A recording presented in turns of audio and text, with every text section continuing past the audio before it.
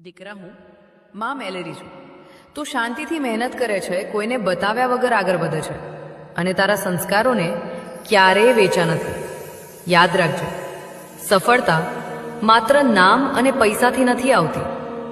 સફળતા એ છે જ્યારે તારું મન શુદ્ધ હોય, વિચાર પવિત્ર હોય અને આત્મા શાંત હોય. જે સહન કરે છે, જે ધીરજ રાખે છે, જે ખોટે ખોટા રસ્તે નથી જતો, એના માટે હું પોતે દરવાજા ખોલું છું. તું જે દુઃખ ભોગવી રહ્યો છે એ તારી સજા નથી, એ તારી તૈયારી છે. કારણ કે તારો સમય હવે બદલાઈ રહ્યો છે, તારો ભાગ હવે જાગી રહ્યો છે. અને હા, જો તું પણ સાચા દિલથી મારી ભક્તિ કરે છે તો વિડીયોને એક લાઈક કરજે અને કોમેન્ટમાં મારું નામ જરૂર લખજે. જય માં મેલેડી.